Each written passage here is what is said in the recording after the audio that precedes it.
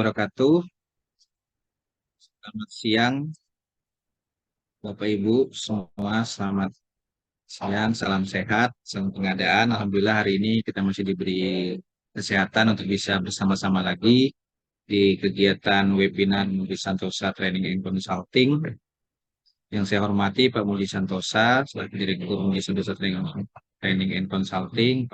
Please, Bapak Ibu sekalian, hari ini kita akan membahas terkait materi terkait penerapan KBLI pada e-processing dan katalog elektronik dengan narasumber yang sudah kita kenal semua, Bapak Christian Gamas dari Kabupaten Kutai Barat. Terima kasih Pak Muji, hari ini kami berdua saya dari Kutai Kartanegara dan Pak Gamas dari Kutai Barat. Saya diamanahkan menjadi moderator. Untuk kegiatan hari ini seperti biasa Bapak Ibu, kita akan melaksanakan kegiatan dengan durasi kurang lebih 90 menit. Nanti narasumber akan menyampaikan materi dan kurang lebih waktu 40 menit. Nanti kita lanjutkan dengan sesi tanya jawab dan diskusi. Bapak Ibu bisa mau menyampaikan pertanyaan dengan mengklik tombol raise hand atau menyampaikan pertanyaan melalui tombol chat. Nanti juga akan disampaikan di tombol chat poster daftar hadir yang bisa Bapak Ibu isi sebagai syarat kehadiran serta penerbitan sertifikat kehadiran pada kegiatan webinar hari ini. Baik Bapak Ibu, teman-teman sekalian, sebelum memulai acara dan untuk kelancaran acara kita, marilah kita berdoa menurut agama kita masing-masing. Berdoa dimulai.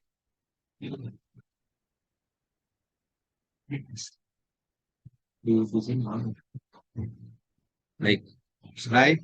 Baik Bapak Ibu sekalian, untuk mempersingkat waktu, kita langsung saja ke materi kepada Bapak Christian Gamas. Waktu dan layar kami persilahkan Pak. Baik, Assalamualaikum warahmatullahi wabarakatuh. Om Swastiastu, Namo Buddhaya, Shalom, salam kebajikan, dan salam sejahtera untuk kita semua. Terima kasih pertama-tama saya sampaikan ke Pak Muji atas kesempatannya dalam kegiatan kali ini. Kemudian terima kasih juga senior saya Pak Yefri ya sudah berkenan mendampingi sebagai moderator di kegiatan webinar Muji Santosa Training and Consulting. Ya, Bapak Ibu, saya didaulat Pak Muji begitu ya untuk menyampaikan materi penerapan klasifikasi baku gitu.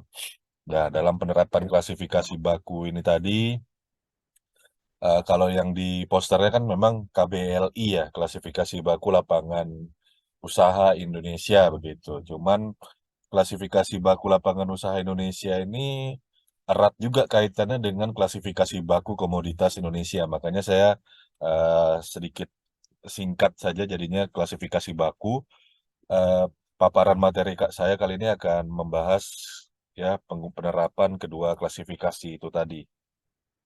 Oke, Bapak Ibu yang saya hormati, saya sudah cukup tidak perlu memperkenalkan diri ya, ini tentang biodata saja, bisa nanti dibaca sendiri di slide. Saya akan langsung mempersingkat waktu ke materi saja. Ada dua bahasan yang akan kita bahas di sini terkait dengan e-purchasing. Tentunya saya akan spesifik ke katalog elektronik begitu ya, karena ya memang katalog elektronik adalah sarana yang kita sering gunakan, paling paling sering kita gunakan untuk e-purchasing. Sudah terstandar dan jelas memiliki eh, sinkronisasi dengan peraturan kita lebih kuat begitu ya dibandingkan dengan yang toko daring. Kalau toko daring kan memang dia penyelenggara perdagangan melalui sistem elektronik yang terkoneksi ke LKPP itu kan menggunakan sistemnya masing-masing, sehingga belum tentu semuanya akan menerapkan pengklasifikasian berdasarkan KBLI maupun KBKI. Kebanyakan itu kan tinggal tayangkan saja jenis pelaku usahanya secara KBLI itu tadi tidak dispesifikkan begitu ya. Intinya menayangkan produk saja kalau toko daring. Nah, kalau di katalog elektronik karena dia bagian dari sistem pengadaan secara elektronik ya, terhubung dari backbone e-marketplace pengadaan pemerintah, maka dia lebih comply ya, lebih patuh pada aturan terkait dengan klasifikasi baku yang ada dan ditetapkan oleh Badan Pusat Statistik, kurang lebih begitu Bapak Ibu. Di sini tadi saya sampaikan Bapak Ibu, klasifikasi baku ada dua, ya, yang eh, sebenarnya ada satu lagi klasifikasi baku Jabatan Indonesia begitu ya, KBJI, cuman itu untuk apa namanya, pengklasifikasian rumpun jabatan-jabatan yang memang ada di Indonesia begitu. Dan pemanfaatannya dalam proses pengadaan barang jasa itu kurang terlalu digunakan. Nah, yang erat kaitannya dengan penggunaan di pengadaan barang jasa ini umumnya adalah KBLI, kepanjangan dari Klasifikasi Baku Lapangan Usaha Indonesia. Kemudian KBKI itu adalah Klasifikasi Baku Komoditas Indonesia. Keduanya dalam pengadaan barang jasa itu sangat erat ya Bapak Ibu, kalau kita mau eh, gunakan pada saat proses analisa pasar maupun pada saat e-purchasing dari sisi kedudukan posisi kita di mana begitu ya sebagai pelaku pengadaan. Pelaku pengadaan kalau yang namanya penyedia, penyedia kan masuk juga ya, pelaku pengadaan itu sebagai penyedia.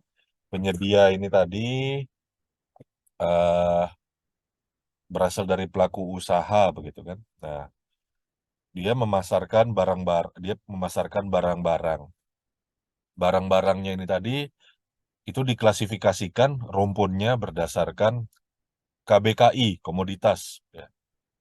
Nah, dan dalam proses memasarkan barang atau jasanya itu tadi, ya, pelaku usaha itu tadi tentunya memiliki perizinan, begitu kan? Dia dalam proses perizinan ini tadi dia mengidentifikasi dirinya bergerak di bidang lapangan usaha apa. Nah, identifikasinya ini tadi dikodifikasi melalui KBLI, Klasifikasi Baku Lapangan Usaha Indonesia. Artinya apa Bapak Ibu? KBLI, kalau kita berbicara KBLI, kita melihat objeknya ini adalah si pelaku usaha. Ya, kalau KBLI kita lihat objeknya adalah si pelaku usaha. Tapi kalau KBKI itu kita lihat objeknya di barang jasa. Nah, jadi Bapak Ibu kalau kita perhatikan di sini pemanfaatannya di mana saja.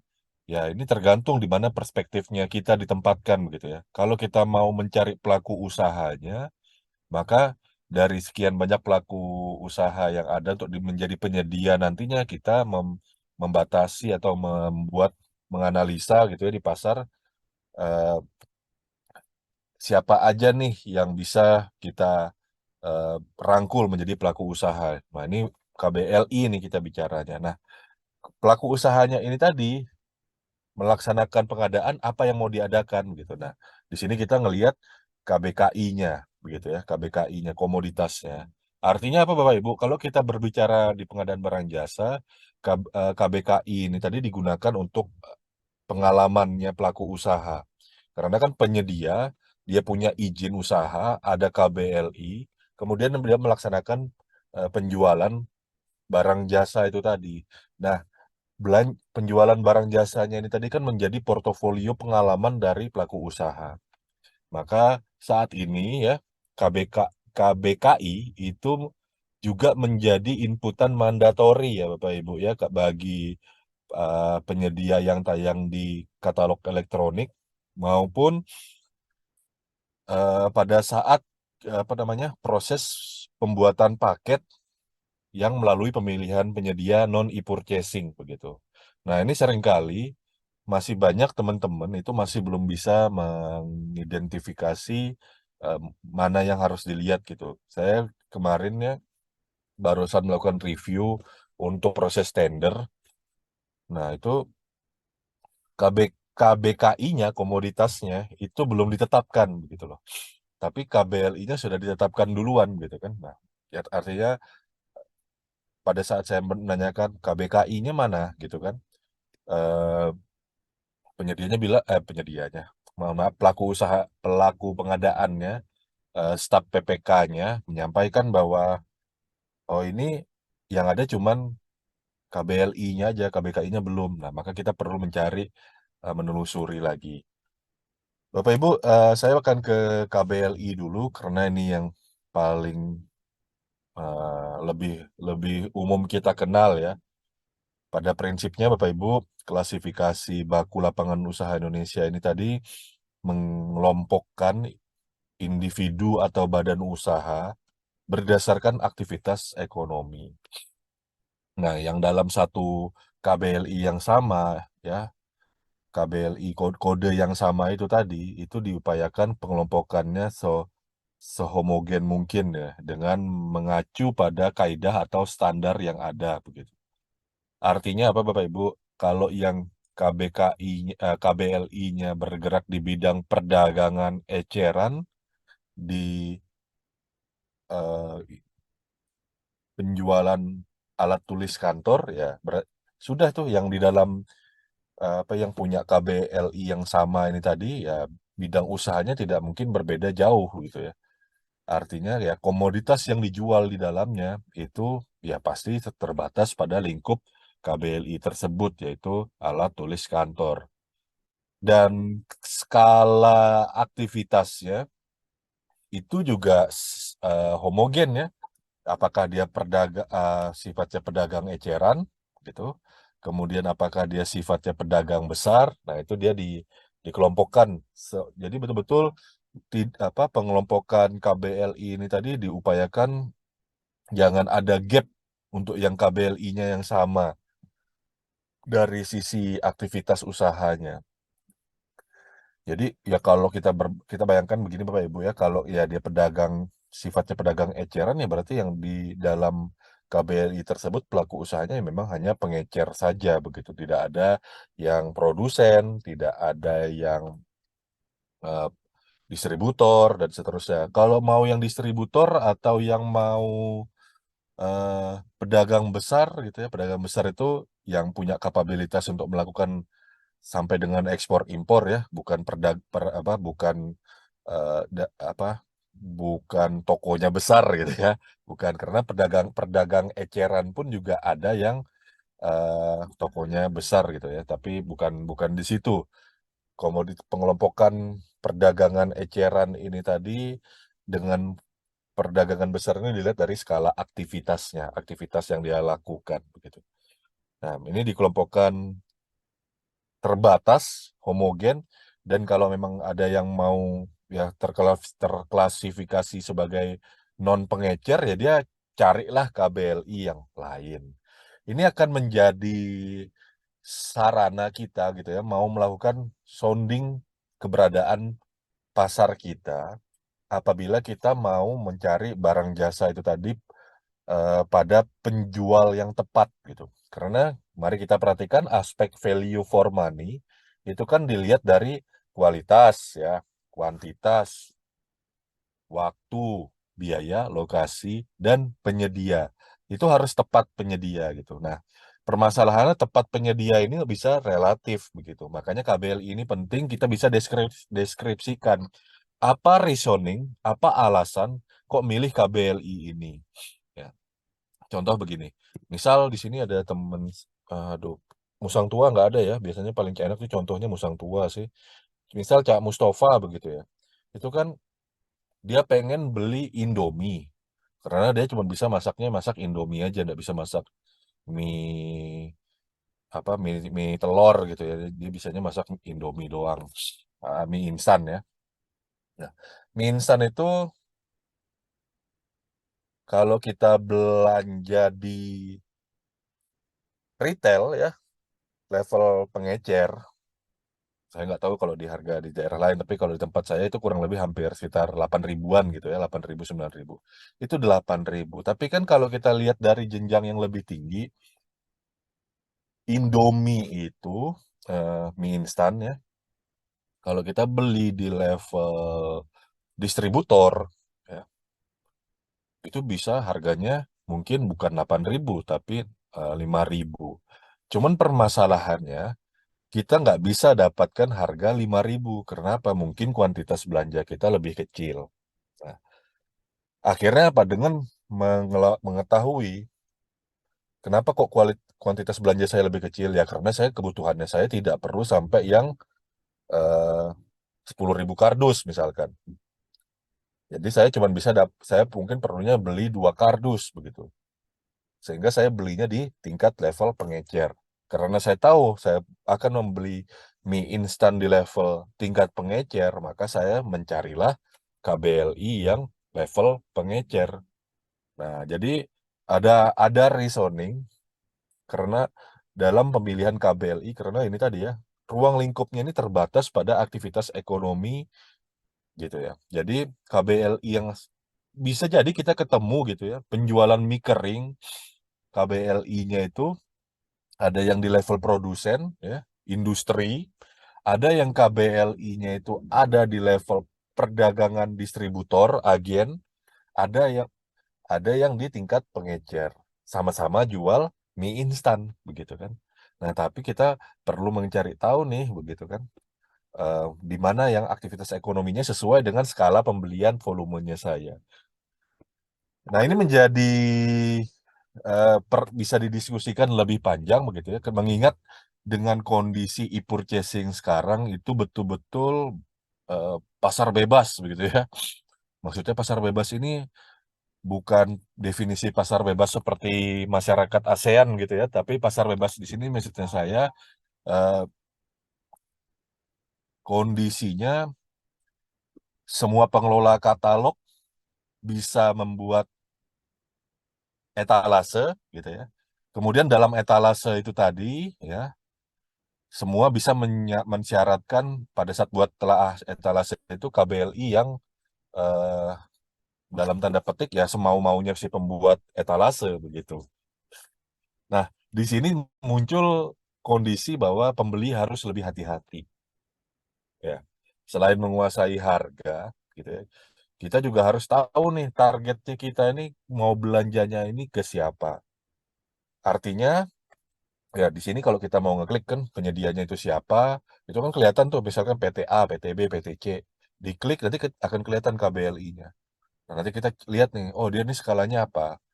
Oh, perdagangan besar. Berarti apa? Kalau dia masuk dalam perdagangan besar, saya beli dengan kuantitas yang relatif besar, ini diskonnya bisa lebih banyak karena mungkin dia di dalam jalur rantai pasoknya itu dia baru tangan kedua atau tangan ketiga gitu ya. Berbeda dengan yang di eceran. Mungkin kita lihat eh, di pedagang eceran apa namanya? Ada yang jual produk yang sama ya kan, tapi dia jual harga lebih mahal gitu karena dia mungkin udah tangan ke-6 atau tangan ke-7 dari jalur distribusi rantai pasoknya. Tentunya Bapak Ibu di sini kalau dengan mengetahui KBLI dari pelaku usaha ini kita juga bisa eh, memitigasi kemungkinan gagal pilih. Ya, gagal pilih itu maksudnya apa? Kan Bapak Ibu pernah ya dalam kondisi apa namanya? Kondisi tertentu belanja cuma 2 unit misalkan. Misalkan 2 unit laptop ya. Itu apa yang pelaku usaha pedagang di dalam katalog elektronik vendor yang levelnya dia pedagang besar. Ya mungkin dia punya standarnya itu ya dia mendahulukan yang belanjanya kuantitas gede duluan sehingga bisa jadi responnya lebih lambat, dia lebih mengupayakan deal yang lebih besar, maksudnya eh, surat apa ya istilahnya e-purchasing yang masuk yang lebih besar dulu dia akan fokus ke situ. Baru nih kalau ada sisa, baru dia muncul ke Anda yang harus apa yang beli kuantitas kecil karena tadi ya skalanya adalah skala pedagang besar atau skala agen atau skala distributor. Nah, ini menjadi sesuatu yang menarik ya Bapak Ibu kalau kita eh, sekedar klik-klik cari fokusnya hanya di barang tapi tidak memperhatikan keterangan KBLI yang dimiliki oleh pelaku usaha. Makanya kan saya sering lihat apa teman-teman tuh penyedia katalog responnya lambat begitu. Bapak Ibu penyedia katalog tidak akan sangat manusiawi gitu ya. Misalkan dia bergerak di bidang perdagangan besar atau agen atau distributor. Dia kan ngambil barang dari prinsipal. Barang ini ada terbatas. Tentunya dia akan memprioritaskan kalau dia levelnya pedagang besar atau agen, dia akan memprioritaskan belanja dengan volume gede duluan. Baru habis itu dia cari yang volume kecil-kecil gitu kan. Karena itu yang menjadi eh, pertimbangan dari sisi aktivitas ekonomi yang dimiliki oleh KBLI, perdagangan besar atau agen atau distributor. Nah, jadi Bapak Ibu, kalau dengan harapannya saya, setelah saya panjang lebar menyampaikan tentang anatomi KBLI ini tadi, kita bisa lebih selektif gitu ya, kena memilih pelaku usaha ini tadi sesuai dengan level belanja kita agar kita bisa dapat ya, dapat respon yang lebih cepat. Nah, gitu ya. Nah, ini struktur pengkodean KBLI ya, saya kopas dari slide-nya BPS. Ada terbagi jadi kategorinya itu kayak perdagangan untuk pakan ternak itu biasanya huruf C ya depannya gitu kan, C gitu. Nah, yang kebetulan saya ingatnya pakan pakan baru-baru ini baru mereview paket yang dikonsolidasi untuk pakan ikan, jadi saya ingat oh ini C nih gitu ya. Habis itu ada golongan pokoknya gitu ya. Satu itu untuk perdagangan pakan gitu kan. Kemudian ada 0018 berapa, nah ini digit-digitnya. Nah itu sampai dari golongan, subgolongan, dan kelompok. Makin ke bawah dia makin spesifik, makin menyempit. Nah, digitnya itu bisa digunakan eh, kalau Bapak Ibu sudah melakukan analisa pasar yang rigid, sudah tahu kemana akan beli dan pasokannya Bapak Ibu bisa pastikan banyak, maka kita bisa spesifik sampai 4 atau 5 digit gitu ya. Tapi kalau barang-barang tertentu ya yang sifatnya itu bisa dijual oleh berbagai macam, maksudnya eh, pelaku usahanya itu dia, saya ambil contoh eh, penjual, dia penjual perlengkapan olahraga air misalkan ya, perlengkapan olahraga air. Dia jual, mungkin bidang usahanya itu sampai dengan digit keempat, itu sampai digit keempatnya itu dia bisa jadi punya semua begitu, dari mesinnya ya, misalkan dia jual juga mesin jet ski begitu ya, dia juga jual peralatan penunjangnya, dia jual spare partnya. Nah itu mungkin berbeda di digit ke limanya aja gitu ya.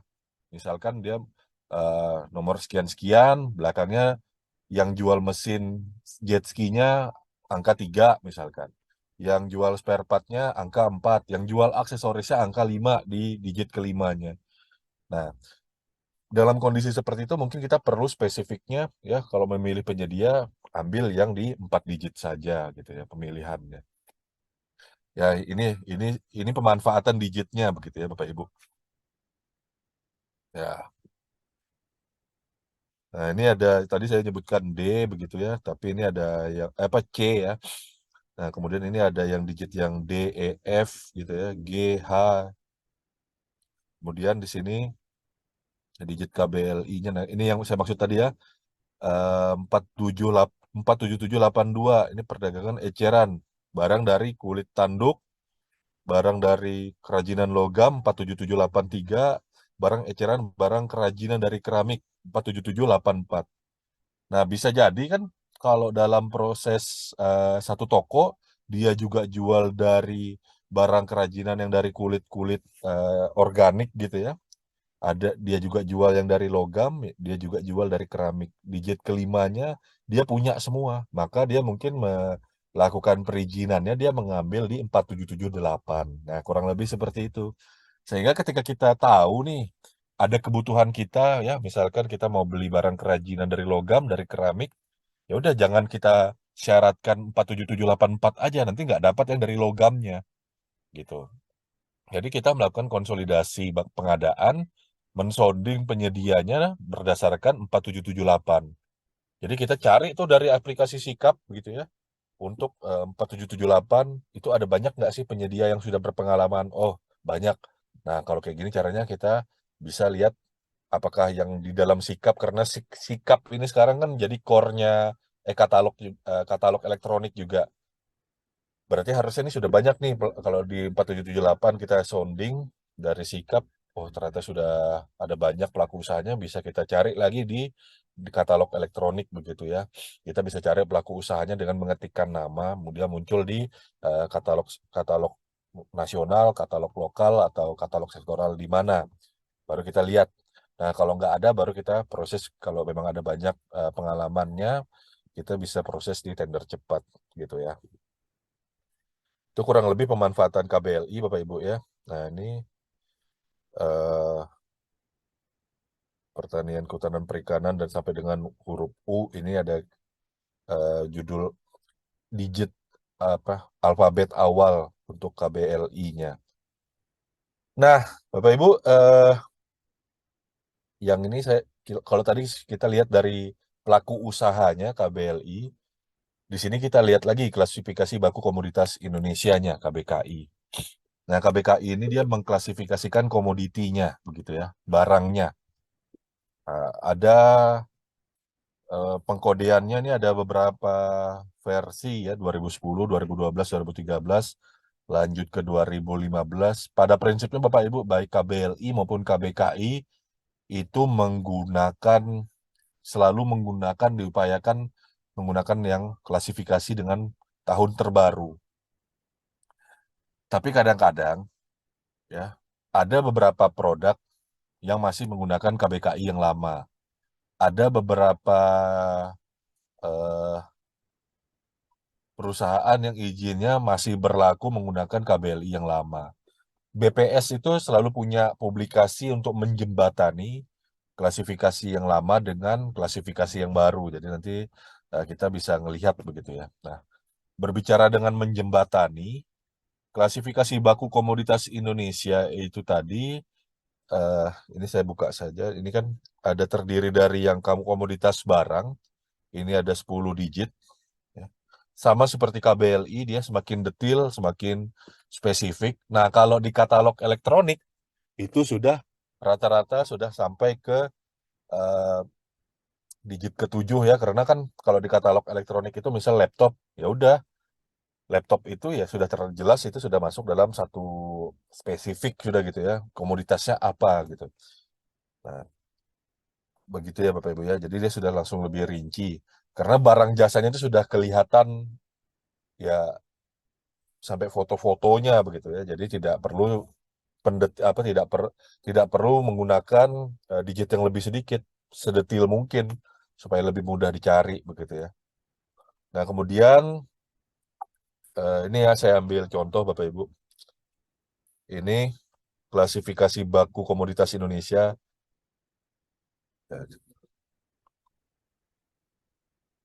Nah, ini kan kalau kita lihat dia di digit ke-9 ini sudah membedakan jenis-jenisnya untuk ketimun gitu ya. 01232.00.001 itu ketimun biasa, baru tambah lagi 002 ketimun suri dan seterusnya. Nah, di sini Bapak Ibu, kalau kita perhatikan KBLI itu punya korespondensi kalau di buku KBKI-nya ya. KBKI itu punya korespondensi. Korespondensinya dia bersinggungan dengan KBLI 2009. KBLI 2009 ini berbicara dari siapa penghasilnya. Makanya kalau kita ngelihat di sini ketimun biasa itu masuk dalam KBLI 2009 01133. Itu produsennya Bapak Ibu. Jadi eh, intinya pihak yang menghasilkan begitu. Nah, Bapak Ibu, jangan dianggap bahwa KBKI itu ngunci di KBLI yang berkorespondensi di sini. Karena ini kita berbicara level produsen gitu ya, level penghasil. Biasanya level penghasil ini dia sudah menjual dengan kuantitas yang relatif besar. Sehingga kalau Bapak Ibu menggunakan, apalagi dalam proses tender begitu ya, eh, membaca klasifikasi baku komoditas Indonesia gitu, misalkan mau beli cabai besar gitu ya. Ini KBKI-nya 01231 01999 cabai besar lainnya. KBLI-nya itu klasifikasi baku lapangan usahanya 01283. 01283 ini kemungkinan ya, kemungkinan besar, saya nggak hafal juga namanya, tapi kita anggap aja ini petaninya atau eh, industri yang industri apa, bidang usaha yang menghasilkan cabai besarnya tadi. Berarti kan petaninya begitu ya. Nah, petani ini kan dia menjual bukan dalam kondisi yang dia melempar barang itu ke pasar begitu. Sehingga kalau kita mensyaratkan ini ke proses tender atau mencari penyediaannya di e-purchasing katalog, belum tentu bisa ketemu. Sehingga ada kemungkinan terjadi kesalahan pemilihan penyedia begitu ya. Karena ini tadi ya, ini yang ada di dalam buku KBKI ini, korespondensi ini pada produsennya ya. Atau saya sering, kalau di buku saya sering menyatakan itu masih di dalam rantai pasok itu level nolnya gitu ya. Jadi itu sumbernya. Habis bisa jadi kalau Anda memang belanjanya miliaran gitu ya, ratusan kilo, ratusan ton, ya mungkin main di kuantitas ton, mungkin bisa saja ya menggunakan KBLI ini langsung. Tapi kalau belanjanya pengadaan langsung atau e-purchasing, nggak akan ketemu nih ya penyedia dengan KBLI 01283 yang jualan cabe gitu ya. Nggak akan ketemu. Ini cara memaknai eh, korespondensi KBLI dengan KBKI. Sehingga kalau kita lihat di sini korespondensinya ya, ini adalah KBKI dan KBLI yang ada dalam buku KBKI itu, klasifikasi baku komoditas ini adalah bidang usaha penghasilnya. Ya. Bapak Ibu tadi sudah saya sampaikan KBKI komoditas ini adalah komoditasnya barang jasanya. Maka kalau kita berbicara pengalaman, rujukannya bukan di KBLI-nya, tapi rujukannya adalah di komoditasnya. Makanya kalau kita ngelihat kan di dokumen pemilihan, itu kan dilihat pengalaman yang sama dari divisi atau kelompok. Ya. Di model dokumen pemilihan itu kan selalu seperti itu ya, melihat pengalaman terakhir berdasarkan divisi atau kelompok yang sama gitu kan. Bahasanya kurang lebihnya seperti itu, saya nggak terlalu hafal juga di MDP. Nah itu maksudnya divisi atau kelompok yang sama ini merujuk kepada KBKI-nya gitu ya, karena komoditasnya ini yang mau kita adakan gitu. Ya seperti itu ya Bapak Ibu ya. Jadi sedangkan kalau KBKI, kita bicara KBKI, klasifikasi baku komoditas, itu erat kaitannya dengan pengalaman dalam pengadaan barang jasa. Sedangkan kalau KBLI ini erat kaitannya dengan kualifikasi administrasi pelaku usaha dalam pengadaan barang jasa pemerintah. Jadi kalau KBLI itu kita berbicara kualifikasi pelaku usahanya, KBKI kita berbicara bisa di unsur teknis begitu ya, tapi bisa juga masuk dalam unsur pengalaman ya, pengalaman pelaku usahanya itu tadi. Nah, Bapak Ibu ini kita lihat lagi ya, kita masuk ke sesi kedua, Pak Yefri, saya berapa menit lagi Pak? Sekitar 20 menit lagi, Pak. Wih, lama masih ya. Ya udah, Ah, bisa pelan-pelan gitu ya. Nggak usah deh, biar kita percepat aja, biar Benar. bisa banyak diskusi ya.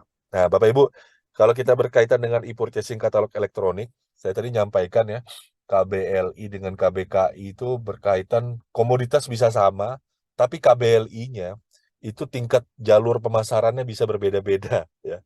Ya, ini perlu kita pikirkan sejak tahap apa gitu. Sejak tahap apa? Apakah pada saat mau klik katalognya? Apakah pada saat nyusun spesifikasi teknisnya, persiapan pengadaannya, atau pada saat menganggarkan? Nah, ini kita mikirnya kapan gitu loh sebenarnya. Ada yang tahu enggak Bapak Ibu? Kayaknya Pak Satrio Tomo ini pengen jawab nih. Tahu enggak Pak Satrio Tomo? Mikirin KBKI KBLI ini waktunya kapan sih?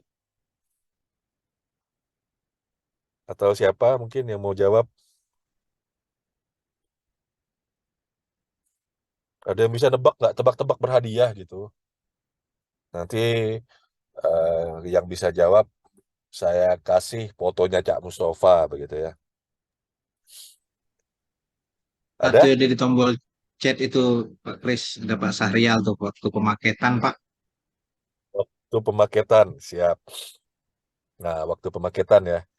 Nah, jadi waktu pemaketan itu kalau kita lihat di dalam Perpres pengadaan ya, pemaketan dipikirkan pada saat perencanaan ya, betul ya. Nah, di sini ada keputusan Deputi 2 nomor 10 tahun 2019 tentang petunjuk teknis perencanaan pengadaan barang jasa pemerintah. Ini keputusan Deputi yang seringkali tidak kelihatan gitu ya. Memang karena memang perencanaan pengadaan kita itu lemah gitu ya, Bapak Ibu. Jadinya baru pusing mikir KBLI, KBKI-nya itu pada saat sudah mau milih penyedia gitu. Sudah milih penyedianya itu syukur-syukur gitu ya.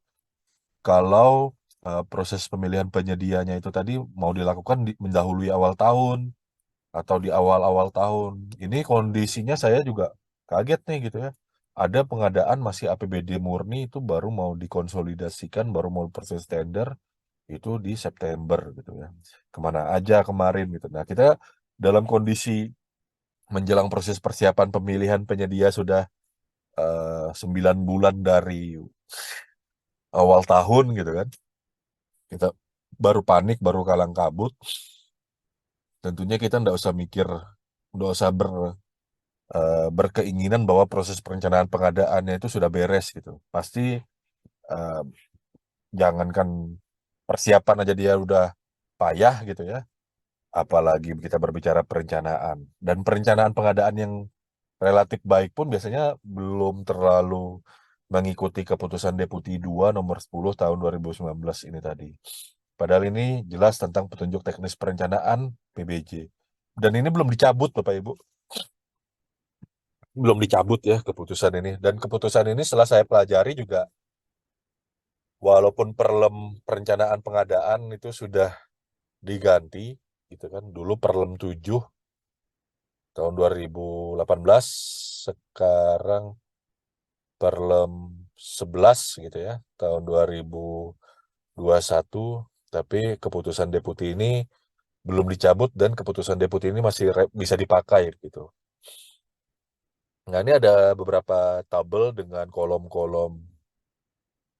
Di kolom ketujuh kita ngelihat di sini ada kodifikasi barang jasa. Bisa pakai KBKI, ya. Utamanya KBKI, karena kita perlu tahu nih barang yang mau dibeli ini komoditasnya apa.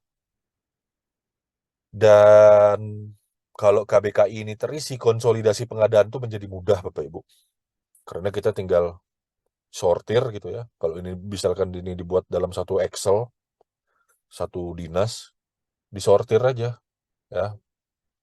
Nanti kan kelihatan berurutan. Nah, kita bisa mengelompokkan berdasarkan KBKI-nya begitu. Kalau KBKI-nya itu satu divisi atau satu kelompok, kita bisa lebih mudah menganalisis untuk, oh ini akan saya konsolidasi jadi satu paket.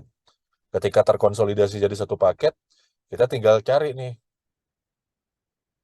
nilai rupiahnya ini tadi cocok dibeli kepada pelaku usaha dengan KBLI pengecer, KBLI perdagangan besar, atau distributor, atau agen, atau KBLI yang langsung ke industrinya. Jadi formulir perencanaan pengadaan ini powerful banget kalau dilaksanakan. Ya, jangan dengan kolom 7 itu tadi, kalau itu di dalam Excel tinggal kita short aja. Nah, kalau dia sudah semakin nge-sort itu kan, kalau Excel kan otomatis tuh ya, berdasarkan kemiripan dari depan makin lama makin ke belakang gitu kan. Nah, jadi kalau dia kelompok atau divisinya itu dia sejenis, sudah langsung berdempetan tuh paket pengadaannya di Excel. Langsung bisa kita segera konsolidasikan dan ini mempermudah proses pengadaan, mempermudah proses pemilihan penyedia, mau cari penyedia di katalog pun juga lebih mudah. Jadi tidak pretel-pretel begitu ya, tidak satu-satu proses pemilihan penyedianya. Makanya dalam keputusan deputi ini tadi, kolom 7 ini hadir gitu ya, untuk diisi, bukan untuk dilihat saja gitu. Ya, jadi Bapak Ibu ya, ini tadi ini ilustrasi yang tadi sempat saya sampaikan secara lisan. Ini mie instan, KBKI-nya 23710010006. Di buku KBKI-nya, dia itu korespondensinya ke level produsen adalah 10740. industri makaroni, mie, dan produk sejenisnya. Nah, jadi yang di sini tadi, ya Bapak Ibu ya, saya balik ke halaman ini. Nah, ini tadi korespondensi KBLI yang ada di dalam komoditas ini tadi kita berbicara sekali lagi, kolom nomor 2 dengan kolom nomor 4 pada buku KBKI ini kita berbicara pada siapa produsennya. Nah, ini contoh tadi ya, produsennya 23710010006 KBKI-nya, mie kering berbumbu atau mie instan. Itu korespondensinya di buku KBKI adalah 10740 untuk KBLI. Nah, artinya apa? Membaca membaca korespondensi KBKI dengan KBLI itu adalah dari sisi ini hubungan antara produsen. Sehingga kalau kita punya paket gitu ya, misalkan di sini saya ambil contoh PPK Badan Penanggulangan Bencana Kabupaten X akan e-purchasing 10 kardus mie instan. Mie instan ini kan makanan suka pada saat kondisi suka dan duka. Pada saat suka ya, kurang lebih itu sekitar 3 tahun yang lalu, saya, Pak Muji, Cak Mus itu bikin video terkait dengan masak mie goreng gitu kan. Nah, itu untuk happy-happy aja gitu ya. Nah, akhirnya saya, Pak Muji masaknya pakai mie yang bukan mie berbumbu gitu ya, bukan mie instan. Cak Mustafa malah bikin videonya pakai mie instan. Nah, itu untuk happy-happy aja. Tapi juga banyak juga mie instan ini dipakai untuk saat ya kondisi kedukaan dalam kondisi biasanya di penanggulangan bencana biasanya ya. Karena ini yang paling mudah, kemasannya sudah pasti kedap air, masaknya juga mudah, tidak perlu eh, peralatan yang sulit begitu ya. Yang penting ada tempat untuk memanaskan air, ya langsung deh direbus. Ya, jadi ini produk yang praktis sekali gitu ya. Sehingga ini menjadi sebuah kebutuhan, 10 kardus mie instan. Dia akan e-purchasing. Nah, maka paket ini tadi kalau kita kaitkan dengan formulir perencanaan pengadaan ya dan dicek di dalam katalog elektronik, oh ada gitu ya, mie kering berbumbu. Nah, cuman pada saat dicari di dalam katalog elektronik, di search gitu ya pelaku usaha dengan KBKI apa KBLI 10740 kok nggak ketemu ya begitu ya. Nah, ini bisa menjadikan kegagalan pasar begitu ya Bapak Ibu. Karena ini tadi di PBJ level 1 saat ini Bapak Ibu mungkin menjadi informasi ya. Kalau Anda yang sudah punya sertifikasi PBJ tingkat dasar, boleh deh ngikut MOOC ya, Massive Open Online Course PBJ level 1 begitu. Karena di PBJ level 1 ini kita ada manajemen rantai pasok. Manajemen rantai pasok ini menjelaskan adanya jalur distribusi yang tentunya akan berbeda harga ketika kita akan berbelanja dengan berbeda kuantitas. Nah, ini akan menjadi apa ya, dan ini akan menjadi bahan bagi Bapak Ibu untuk menjelaskan kenapa kok pilih produk sama-sama laptop. Misalnya ada produk lokal gitu ya, merek X gitu, merek X ya. Kenapa kok belinya merek X yang harganya 12 juta, kok tidak beli merek X yang di toko yang harganya 11 juta? Nah, ini kan menjadi sebuah kesulitan ya. Sama-sama nih barangnya ya. Sama-sama barangnya merek X gitu. Tipenya sama persis, tapi ada yang 11 juta, ada yang 12 juta.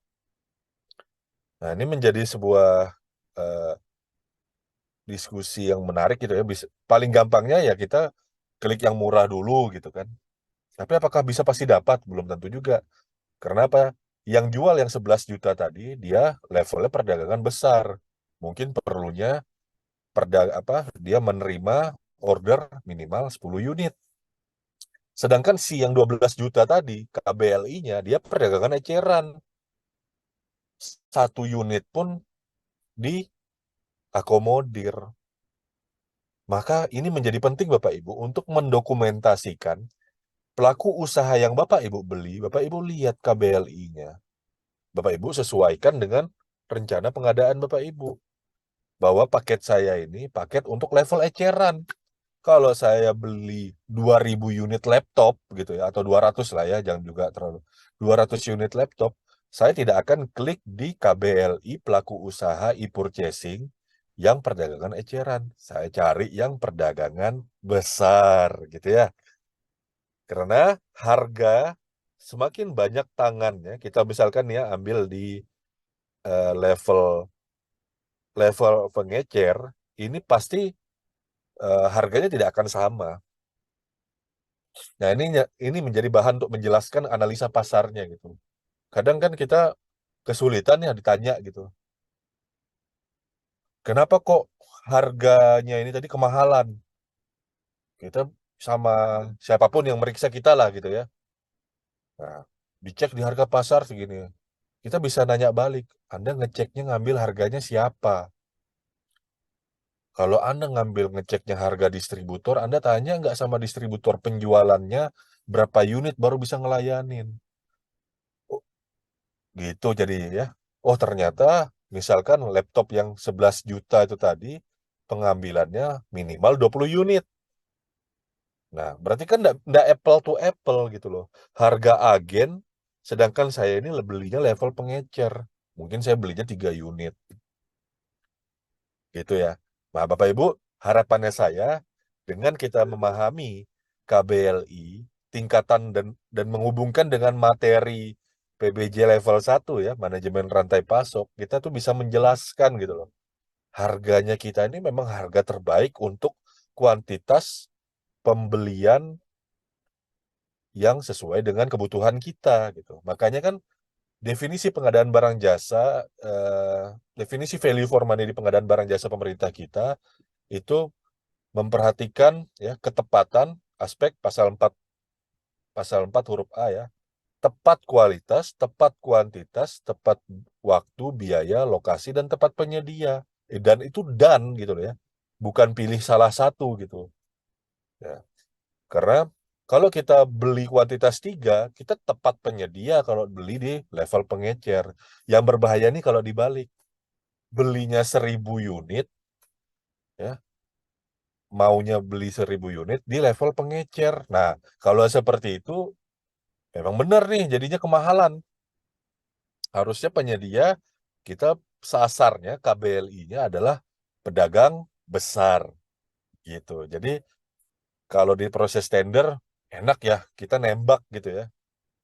Saya dulu kalau jadi kelompok kerja pemilihan, supaya bisa dapat banyak orang yang bisa berpartisipasi, ya saya masukin aja tiga-tiganya. Industri ya saya masukin, perdagangan besarnya atau agen atau distributornya saya masukin, perdagangan ecerannya saya masukin gitu kan.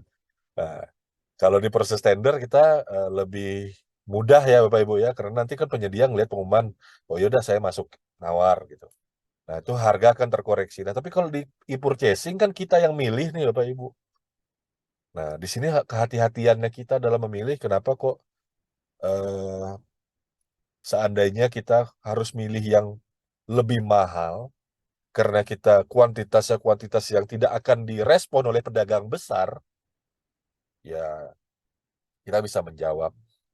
Tapi ada biasanya nggak semua orang punya kepedean apa rasa percaya diri besar untuk menjawab ini. Padahal sebenarnya menurut saya gampang aja ya. Kita tinggal dokumentasikan aja gitu loh.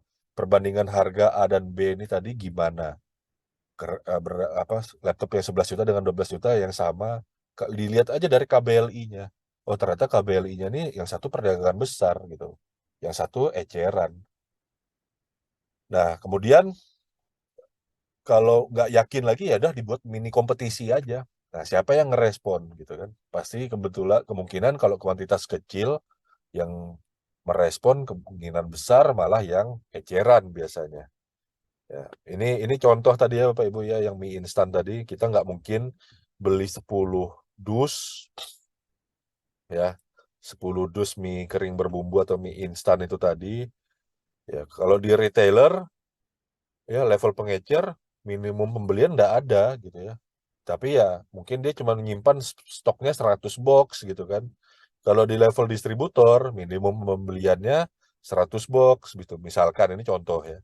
Kalau beli di level produsen, minimum pembelian 10.000 box gitu kan. Harga jelas lebih murah yang di produsen gitu ya. Per bungkus mungkin bisa 5.000 atau 4.000 rupiah gitu ya. Makanya perbandingan harga suatu kemahalan dari temuan audit itu tidak bisa tidak harus dibandingkan sumber harga temuan auditor atau pemeriksa itu tadi harus apple to apple juga gitu. Jangan eh, harga mie instan yang kuantitas pembelian di level pengecer dibandingkan dengan yang produsen. Ya, nggak apple to apple, pasti akan jadi temuan kemahalan. Tapi kita juga harus hati-hati, jangan juga kita memilih gitu ya sesuatu yang bisa kita beli di level produsen, KBLI-nya 10740 gitu ya. Misal kita belinya 10.000 box, tapi kita persyaratkan di tender atau pada saat e-purchasing kita cari di KBLI 4711, perdagangan eceran. Nah, ini yang menjadi bahan pertimbangan kita begitu ya. Termasuk juga dalam e-purchasing. Lihat KBLI-nya itu sesuai tidak dengan skala atau volume pembelian. Nah, tadi saya sampaikan juga Bapak Ibu dari sisi pelaku pengadaan yang akan mengeklik. Itu tadi itu experience dari pelaku pengadaan yang mengeklik. Nah, mari pengelola katalog itu juga pada saat merancang etalase perhatikan begitu gitu ya. Jangan ya, jangan sekedar search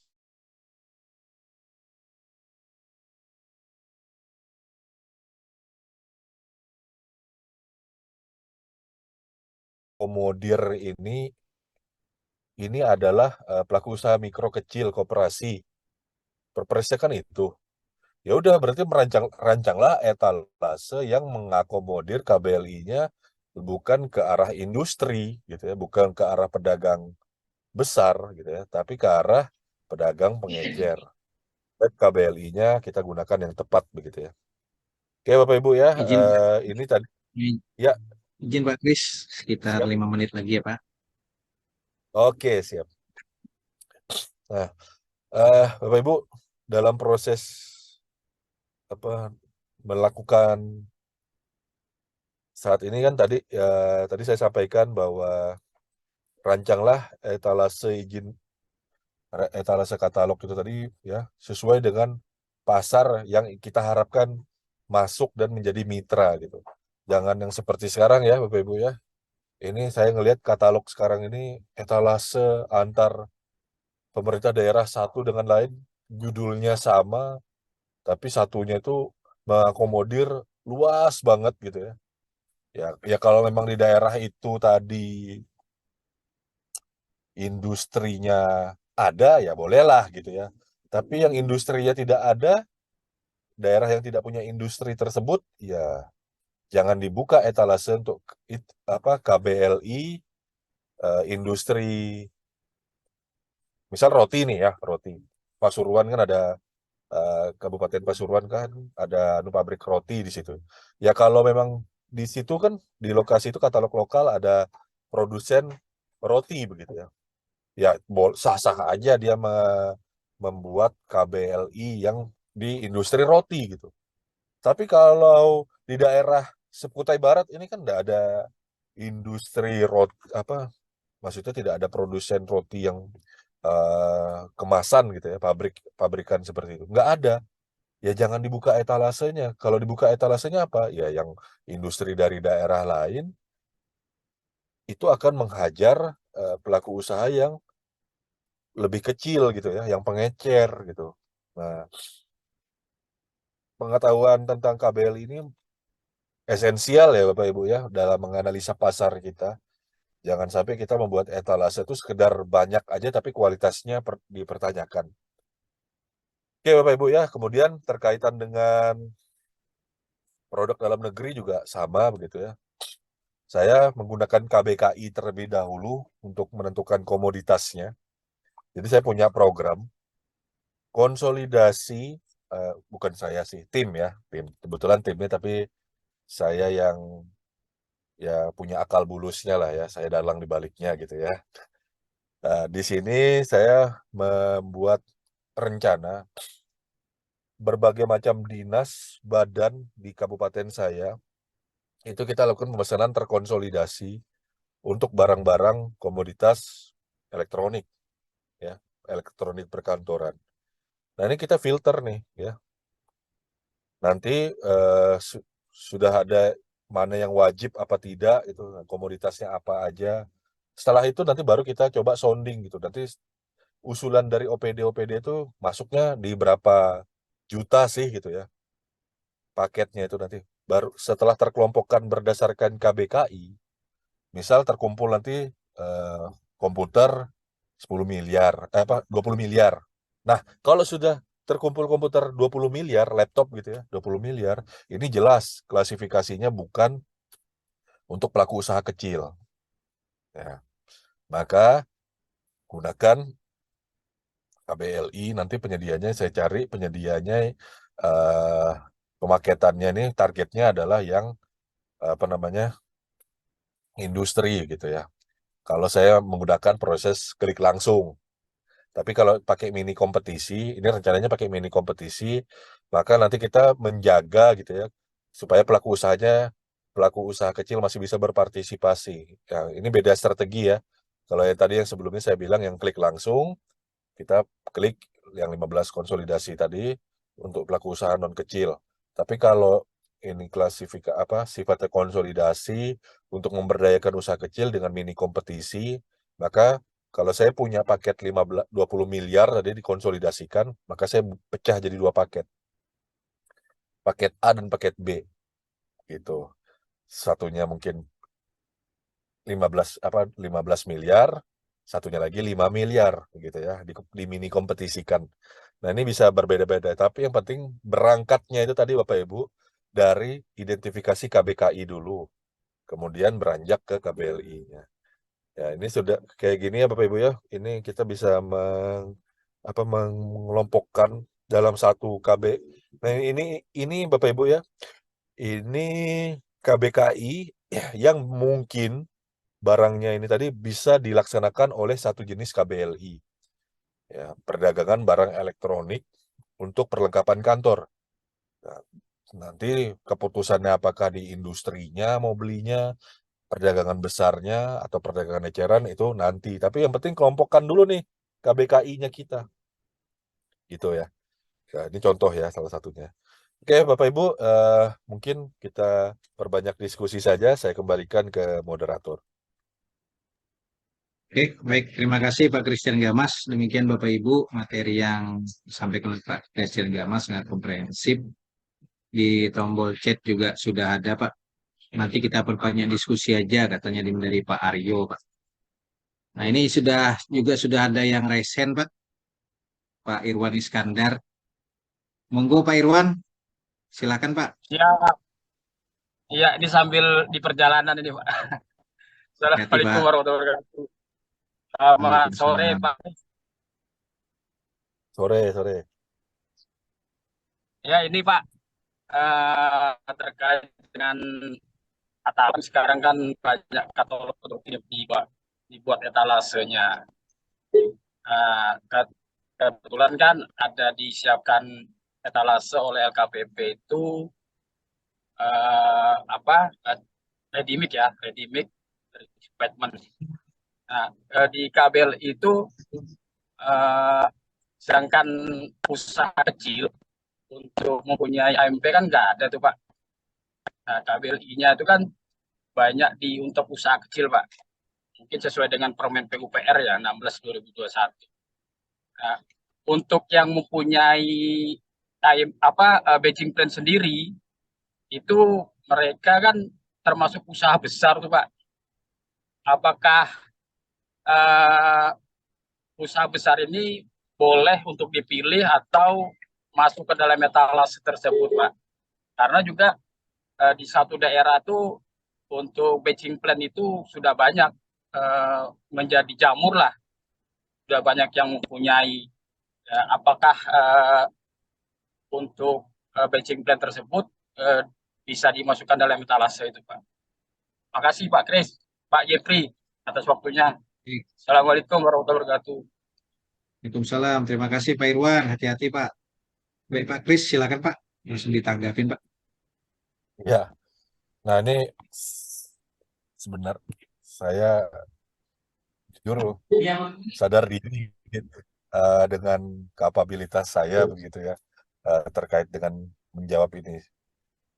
Bapak Pak Irwan, ini pertanyaannya kompleks sekali ya. Kalau kita ngelihat saat ini ya, belum ada informasi yang memadai gitu ya untuk mengukur kemampuan rantai pasok kita terkait dengan konstruksi begitu.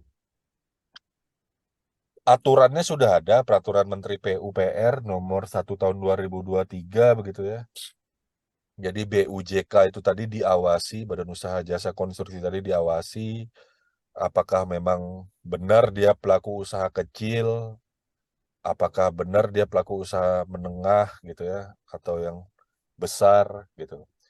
Karena kadang kan kita apa repot juga ya kalau saya bilang boleh apa tidak gitu.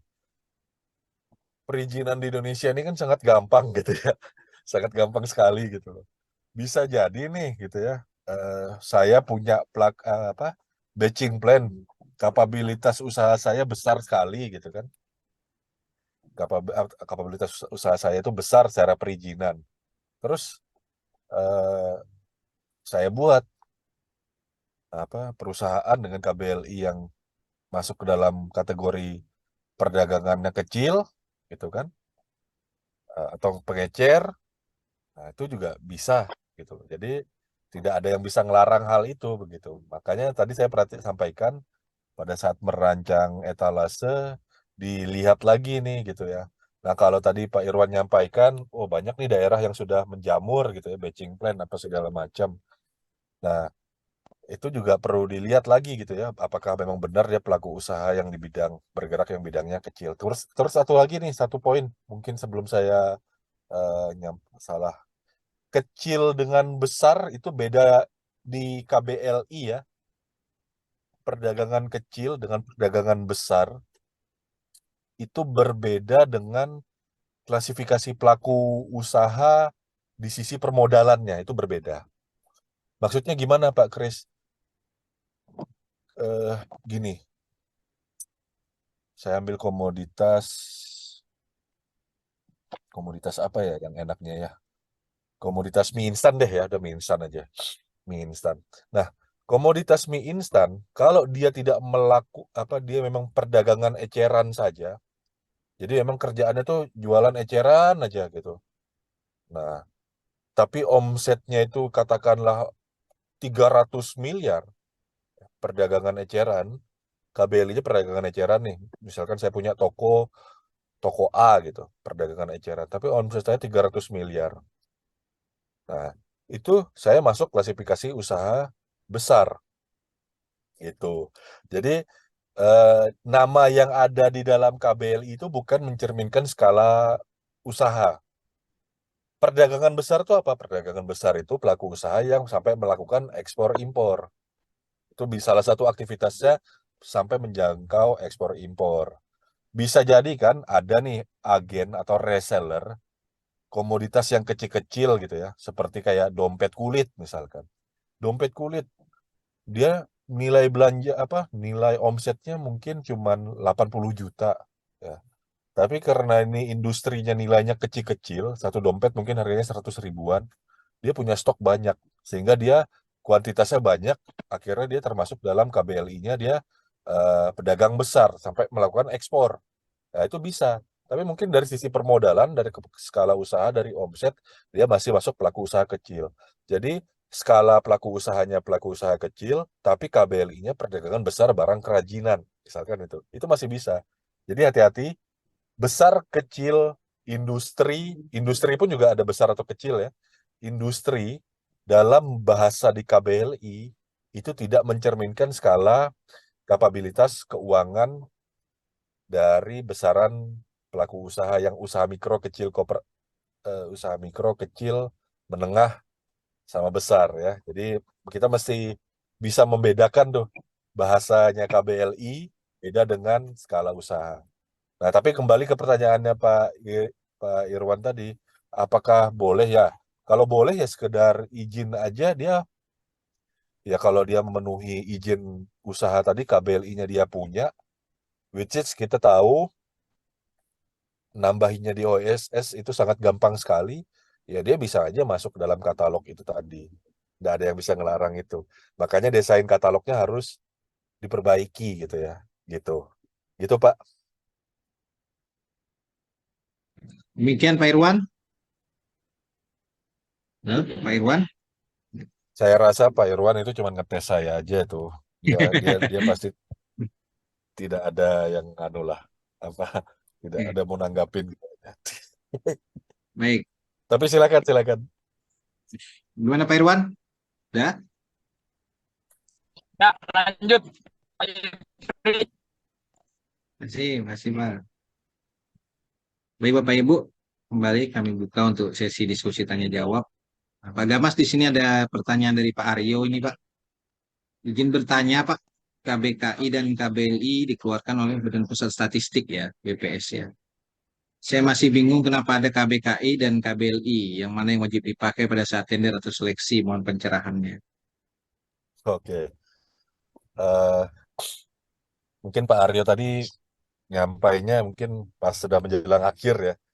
Jadi eh, akhirnya bertanya, memang tadi dari rangkaian keseluruhan kegiatan dari awal sudah sempat saya sampaikan tuh ya, kadang kita bingung gitu kan.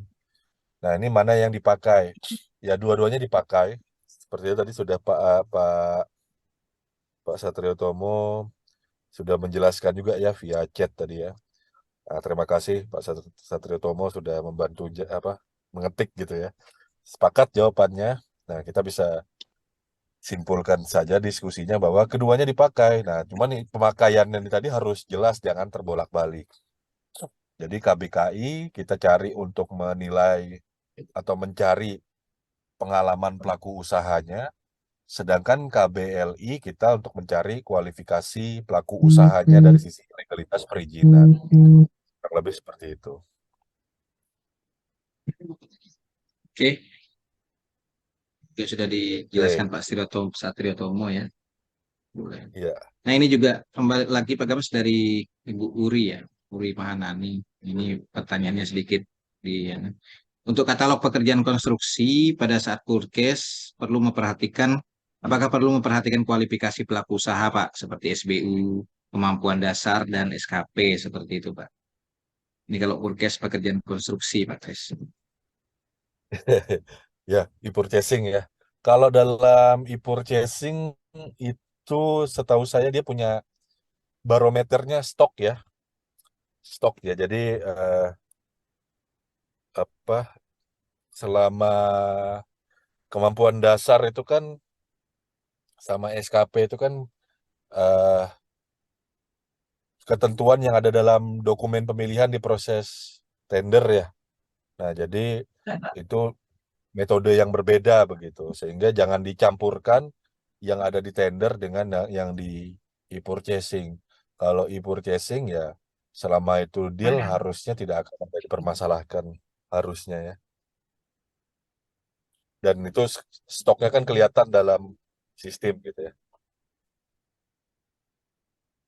Oke, Itu tidak tetap tetap perlu perhatikan kali Pak Kris ya kayak SKP Pak. Kalau ini pekerjaannya konstruksi Pak. kenapa? Sorry putus-putus. Di sini kan pertanyaannya apa perlu tetap memperhatikan seperti sisa kemampuan paket seperti itu yang penyedianya di penyedia katalog ini sih kalau kita pekerjaan konstruksi kan kemampuan dasar gitu.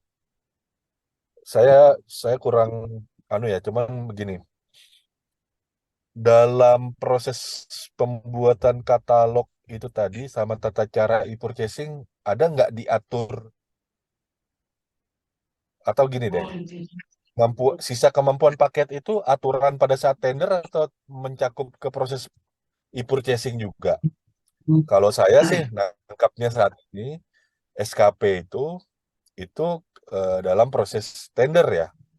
Tapi coba anu deh Ya ya di kita pengadaan langsung juga untuk pekerjaan konstruksi juga Ya di memperhitungkan pengadaan SKP langsung sih, Pak. kan. Tender juga. Benar.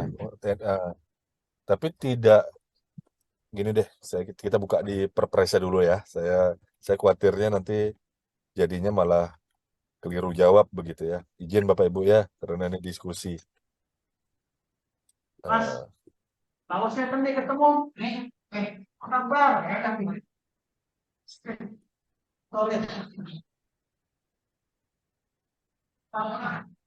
bagus. Dia ini seperti mana ada dua, tuh.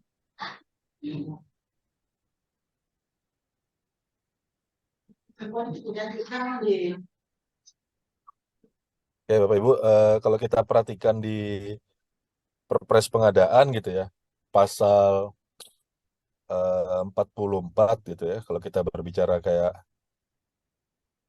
kemampuan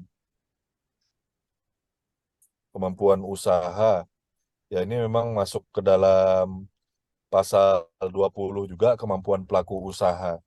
Nah, cuman kalau kita perhatikan di sini ya, sisa kemampuan paket itu tadi di pengadaan ketentuannya kan dia muncul di metode pemilihan penyedia yang dipilih oleh yang dituangkan dalam Ya, model dokumen pemilihan begitu ya. Nah, jadi artinya kalau saya pribadi ya berpendapat bahwa eh, lingkupnya sisa kemampuan paket itu tadi kan ada di apa namanya yang terikat dari model dokumen pemilihan begitu. benar. Nah, kalau dalam proses e-purchasing kan tidak terikat dalam model dokumen pemilihan ya gitu. Cuman kalau kita perhatikan di pasal 20 Perpres pemaketan pengadaan barang jasa dilakukan berorientasi pada huruf D-nya adalah kemampuan pelaku usaha. Nah, kemampuan pelaku usaha ini tadi penyedianya itu akan mendeklar berapa stok yang dia mampu masih kerjakan begitu kan. Dia akan mendeklar itu gitu. Artinya apa? Selama dia masih ada stok, ya dia harus bisa stoknya itu masih kelihatan gitu ya. Dia harus tetap memenuhi begitu ya. Kenapa? Ingat Bapak Ibu di pasal sanksi untuk penyedia katalog elektronik, kalau dia nggak ngerespon, ya, dia juga kena sanksi gitu loh. Nah, artinya ya selama memang dia masih menyampaikan ada stok barang atau jasa yang harus dilakukan, itu juga termasuk dalam pekerjaan konstruksi, katalog konstruksi dan jasa lainnya. Kalau dia mendeklar masih punya stok, masih mampu, ya dia harus tetap merespon permintaan itu. Kalau enggak, berlaku tuh yang pasal 80 kan sanksinya. Tidak merespon bisa turun tayang. Nah, jadinya kalau kita berbicara SKP atau kemampuan dasar, ya sepertinya itu apa pemberlakuan aturannya itu rezim aturan yang berbeda dengan SKP dan kemampuan dasar. Kalau SKP dan kemampuan dasar, saya berpendapat itu lebih ke arah di pengadaan langsung atau di penunjukan langsung atau di proses tender gitu ya. Tapi silakan kalau ada yang punya pendapat lain atau mungkin ada yang sudah pernah bersurat ke LKPP, nah itu monggo disampaikan gitu. Siapa tahu ada yang punya pendapat lain.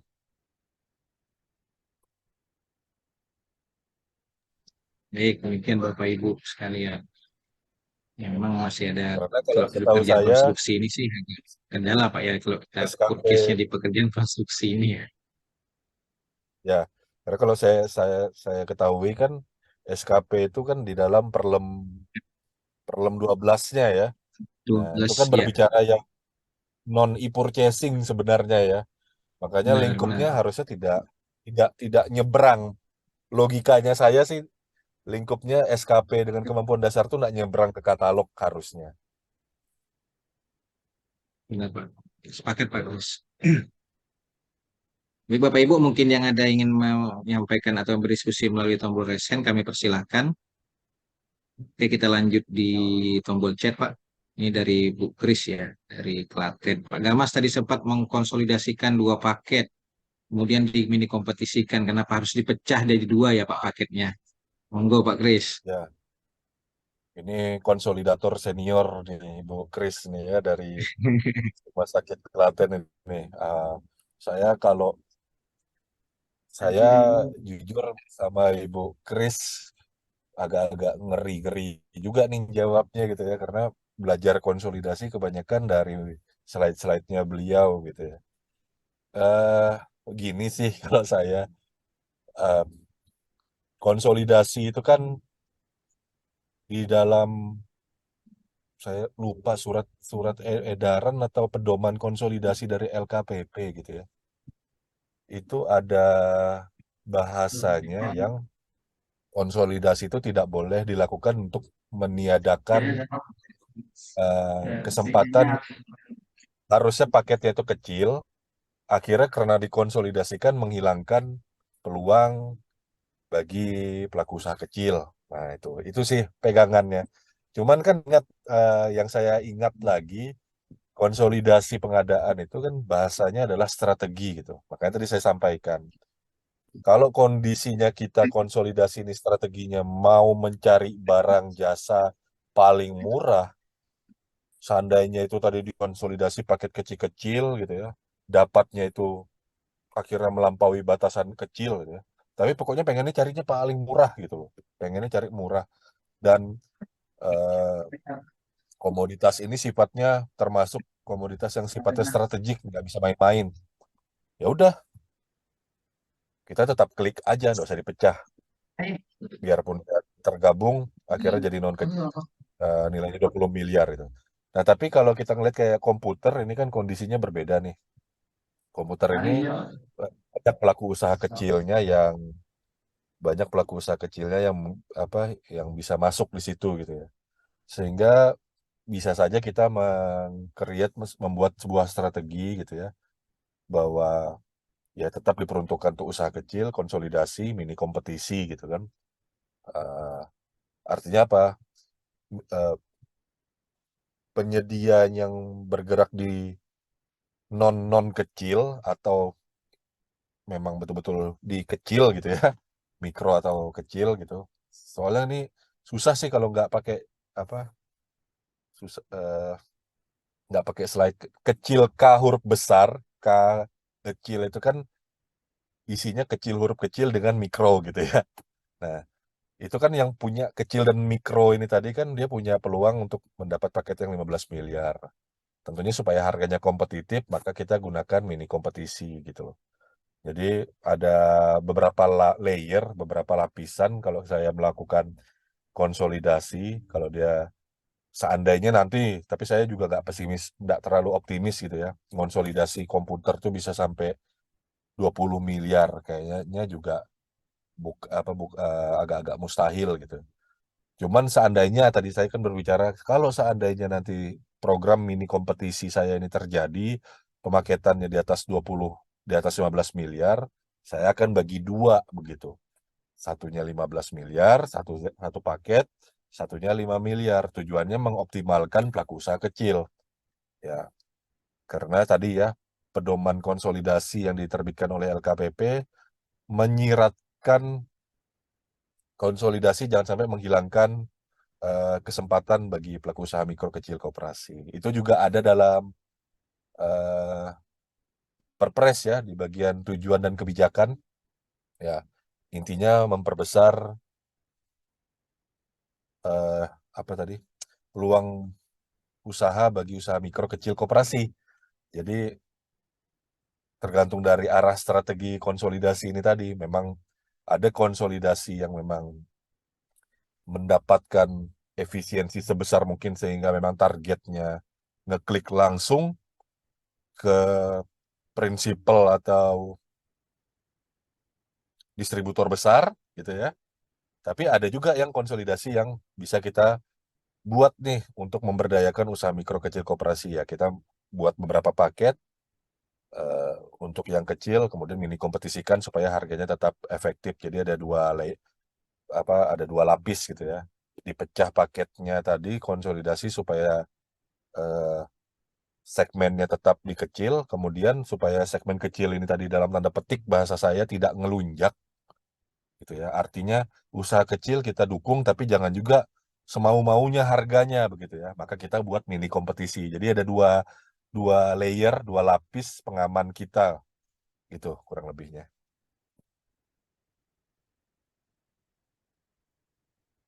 Itu Pak Yefri. Baik, Pak Kris. Lagi Bapak Ibu yang mau didiskusikan melalui tombol raise hand kami persilakan. Ini ada dari Ibu Asmas Riyah ya.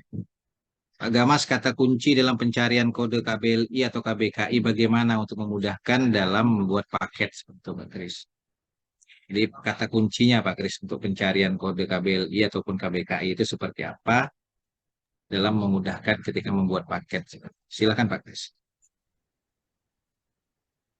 Eh, mudah atau tidak itu kan relatif ya.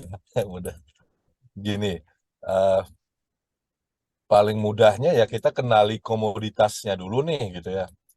KBKI itu tadi eh, barang jasanya apa? Nah, dia masuk dalam kategori apa nih komoditas itu tadi? Saya ambil contoh, saya pakai slide saya saja ya.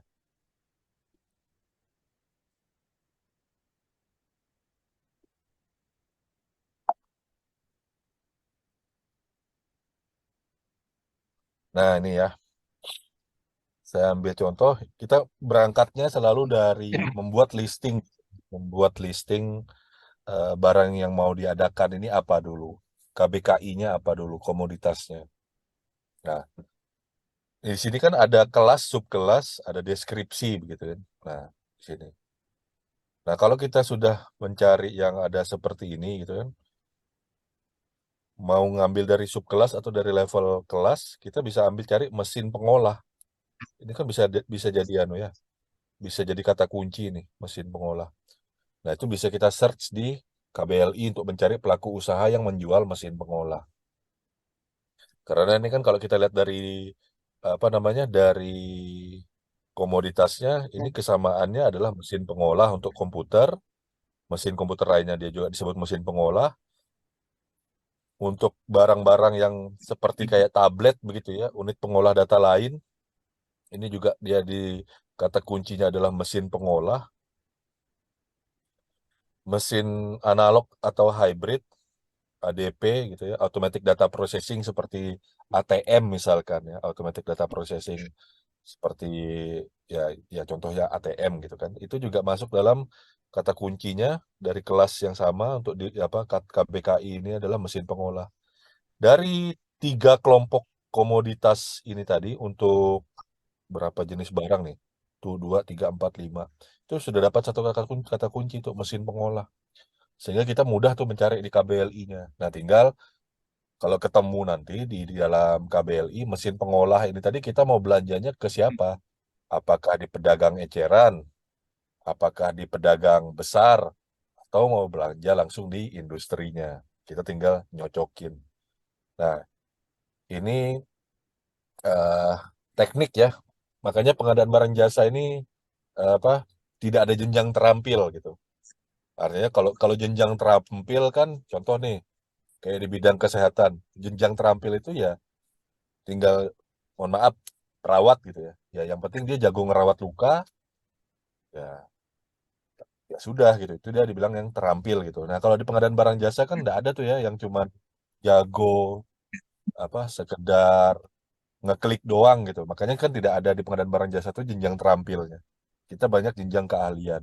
Nah, keahlian kita nih ya menganalisis seperti ini begitu ya Bapak Ibu ya. Makanya kalau ditanya yang mudah, wah ini saya agak kesulitan nih mencari. Tapi saya coba kasih contoh tadi aja gitu ya. Ada 6 komoditas ini, kita bisa cari dari kelas subkelas ini. Kita telaah, mungkin kita pakai kata kunci mesin pengolah, dapat deh kata kuncinya mesin pengolah. Nah, keahlian mencari mesin kata kunci ini yang perlu kita latih gitu ya. Ketika kita apa berangkat, yang penting kita tahu langkahnya step by step. Barang jasa yang kita mau beli itu masuk dalam KBKI apa. Nah, kemudian kita baca deskripsinya, kita baca kelas subkelasnya. Nah, kita cari ini kata kuncinya apa, baru kita translate itu di KBLI. Kayak gitu deh. Itu keahlian sih sebenarnya. Nggak bisa sekedar cari apa satu kata kunci itu berlaku untuk semua gitu, agak sulit gitu ya. Kurang lebih seperti itu.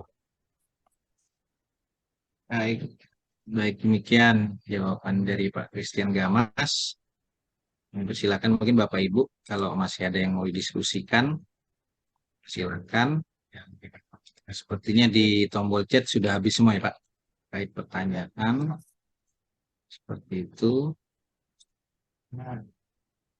Oke, sepertinya nggak ada lagi Pak Kris ya. Baik, Bapak Ibu, teman-teman sekalian, kalau tidak ada lagi yang didiskusikan dan dirasa materi Pak Kris sangat komprehensif, seperti itu, Bapak Ibu, baik kalau tidak ada lagi, sebelum kita mengakhiri kegiatan webinar kita pada hari ini, saya persilakan dulu kepada Pak Christian Gamas, mungkin ada closing statement sedikit, Pak. Kami persilahkan, Pak Kris. Closing statementnya ya mungkin kita lebih selektif ya dalam kondisi e-purchasing sekarang. Mungkin Bapak Ibu bisa menggunakan KBLI itu tadi untuk menelaah penyedia yang seperti apa yang sebenarnya Bapak Ibu hadapi begitu ya. Kemudian bisa menjadi dasar reasoning kita ketika kita memilih pelaku usaha begitu ya. Kalau yang KBLI-nya pedagang eceran ya mohon maaf nih gitu ya. Jangan bisa berharap negosiasinya bisa gede-gede, misalkan seperti itu. Nah, dan kalau kita belanja, tentunya kita juga bisa mengukur gitu ya. Kita belanja kuantitas sedikit, ya nggak mungkin dong gitu kan. Eh, sudah itu yang menyebabkan negosiasi bisa double double double besar besar peluang gagalnya gitu kan. Mendapatkan diskon gede gitu karena apa? Sudah belanjanya kuantitasnya gede, kuantitasnya kecil, milihnya di pedagang eceran gitu ya, yang nggak akan dapat penurunan harga yang signifikan. Tapi kalau kita bisa dibalik kondisinya, ya, kalau kondisinya dibalik, ketika kita belanjanya dengan kuantitas besar, gitu ya, kemudian eh, har- penyedia katalog yang akan kita klik dalam proses e-purchasing ini tadi, KBLI-nya dia aktivitas usahanya di keagenan atau prinsipalnya langsung, maka ada kemungkinan besar kita bisa mendapatkan negosiasi dengan margin yang relatif lebar gitu. Jadi ini kita berstrategi, makanya pengadaan ini keahlian Bapak Ibu, kita nggak bisa tekstual ya. Kalau tekstual repot Bapak Ibu, jadinya eh, macet gitu ya. Maksud macetnya gimana? Ya pokoknya KBLI-nya harus seperti ini. Saya maunya dapatnya biasanya dengan KBLI seperti ini diskonnya sekian gitu. Wah itu kan nggak bisa. Apa dunia usaha ini kan dinamis sekali gitu ya. Jadi eh, gua- kita mesti bisa mencari kontekstualnya. Kita coba terjemahkan analisa kita dan menjadi sebuah keputusan. Itu sih penutupnya. Mudah-mudahan apa yang saya sampaikan bisa bermanfaat. Kalau saya pribadi sebagai pelaku pengadaan menganalisa dari KBLI dan KBKI dengan tools yang ada, sirup, e-purchasing dan katalog ini sangat membantu begitu ya untuk memenuhi salah satu aspek value for money yaitu tempat penyedia. Nah, mudah-mudahan yang saya sampaikan ini tadi bisa menarik minat Bapak Ibu sekalian ya untuk memanfaatkan informasi yang tersedia dalam buku KBLI dan KBKI, kemudian juga memanfaatkan tools-tools dalam sistem pengadaan secara elektronik. Kalau dari terkait dengan materi, closing statement saya itu, saya mengucapkan terima kasih ke Pak Muji Santosa masih berkenan untuk selalu memberi kesempatan bagi saya untuk tampil di webinar-webinarnya, walaupun mungkin jadinya kelihatannya malah tidak memberi solusi gitu ya, tapi malah bikin banyak bingung. Tapi membuat harapannya di sini bisa memicu diskusi-diskusi lebih lanjut begitu ya. Makanya saya selalu memajang nomor telepon saya di materi gitu ya. Jadi diskusi-diskusi yang ada ini tadi bisa menambah perbendaharaan pengetahuan saya. Terima kasih banyak. Mohon maaf bila ada salah-salah kata. Saya kembalikan ke Pak Yefri. Baik, terima kasih Pak Christian Gamas. Demikian Bapak Ibu. Ya, untuk Bapak Ibu, teman-teman Bapak Ibu yang masih di ruang Zoom, jangan lupa untuk mengisi link daftar hadirnya Bapak Ibu sekalian sebelum acara kita akhiri.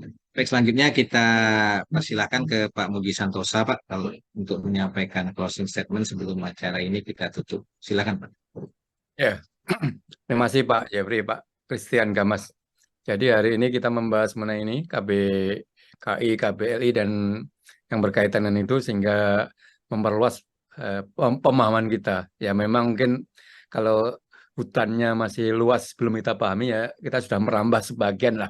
Jadi sudah lumayan dengan yang disampaikan oleh Pak Christian Gamas tadi. Sebagian sudah kita pahami sehingga kita tambah jelas, tambah paham. Cuman saya tadi menyarankan yang ada pertanyaan-pertanyaan mengenai bagaimana pengadaan katalog konstruksi. Ya, katalog konstruksi harusnya berpikir kalau informasi adalah bagaimana pengadaan barang ya, aspal, precast dan sebagainya. Tapi hari ini kan diperluas. Ketika diperluas, mungkin jangan langsung gegabah semuanya konstruksi bisa kita lakukan dengan secara e-process yang mungkin yang konstruksi-konstruksi yang standar saja lah yang dapat kita lakukan dengan e-processing. Yang lainnya ya jangan dulu dilakukan menurut saya gitu. Jadi dengan kemudahan tadi, kemudian katalog konstruksi dan sebagainya, jangan lupa ilmu mitigasi risikonya. Jadi dengan kemudahan jangan semuanya akan menjadi lancar dan sebagainya. Belum tentu. Harus tentunya harus dengan mengawalnya dengan mitigasi risiko. Demikian semoga bermanfaat. Saya ucapkan terima kasih pada Pak Presiden Gamas, Pak Jeffrey, Bapak Ibu yang hadir dalam acara ini. Terima kasih. Wassalam. Baik Bapak Ibu sekalian, demikian webinar kita hari ini. Saya selaku moderator mengucapkan terima kasih kepada Pak Muji Santosa atas kesempatan yang diberikan kepada saya, ke Pak Christian Gamas juga terima kasih Pak atas materinya. Buat teman-teman Bapak Ibu sekalian, kami mohon maaf kalau mungkin dalam kegiatan hari ini terdapat hal-hal atau yang kurang berkenan, kami mohon maaf. Dan kita berjumpa lagi di webinar Muji Santosa Training and Consulting yang akan datang.